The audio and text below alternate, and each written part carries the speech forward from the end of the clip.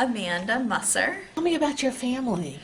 Well, I'm married. I have a wonderful husband and a little girl who's 6 years old. Her name's Sophie. And your husband's name? Josh. Okay. Yeah. And what do you do? I am a licensed clinical social worker and I work in the oncology field. Right now, I actually just got a new position at Penn State Hershey Children's Hospital. So I work as the survivorship social worker for the Four Diamonds Fund for the pediatric cancer survivors. Wow, that's a Yeah. very special job, I'm sure. It's amazing. And do I understand, was it you who is also a survivor? I am. I'm a breast cancer survivor myself. And you went through quite an ordeal, but you're cancer-free now? I am, yeah. I just came from a doctor's appointment, actually. I got a good report. So, Fantastic. yes. Congratulations. Thank you. And Thank you. you have some pretty awesome parents. I do. What Yeah. did they do to help you along the way here? So when I was diagnosed, I was in grad school and I was only working 2 days a week. So, finances were tight to begin with. And then just having all of the co-pays, deductibles, time off of work, all of those kind of things really put us in a little bit of a financial bind.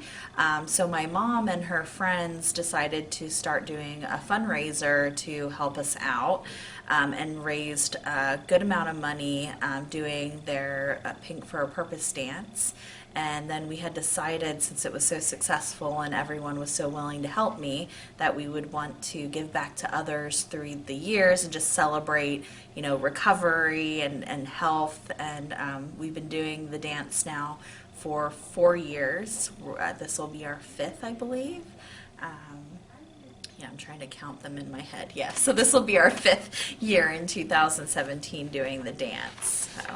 That's fantastic. Yeah. And previously you worked at Wellspan, is that I correct? did, yeah. The Seckler Family Cancer Center in Lebanon, which was just a fabulous experience too.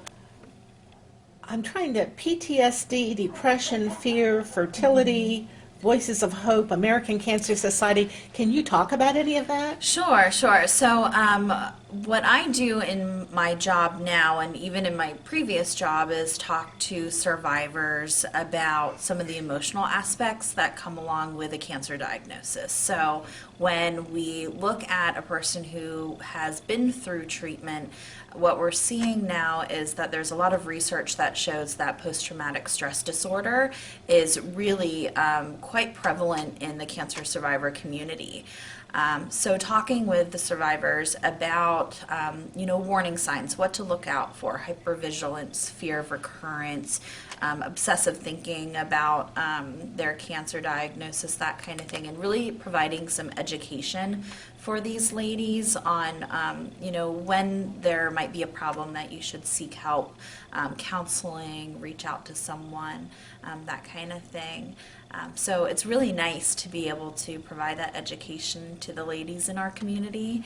A lot of times I reach them not only through my job, but also through working as a volunteer with the Pink Complete program and doing a segment on emotional health and recovery from a breast cancer diagnosis. It's really cool. That's very eye-opening for me because Yes. I always think of PTSD with associated with the military. Right. And yeah. so yeah. to associate it with cancer, Yeah.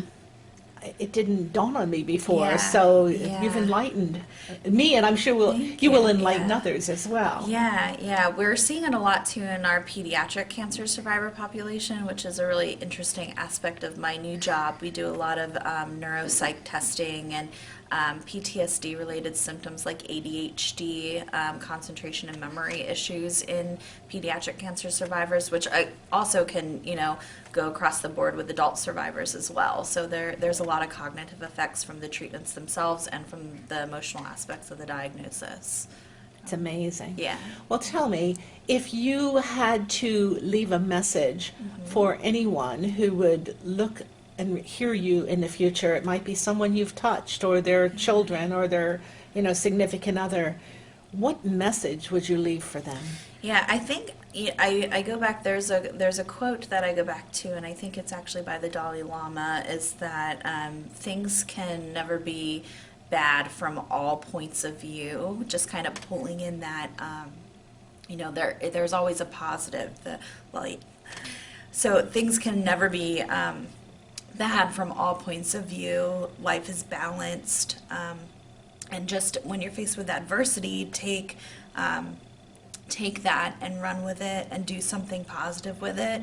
And for myself, that's really helped me to move on from the diagnosis by helping other people. So It's wonderful. Thank Yeah. you.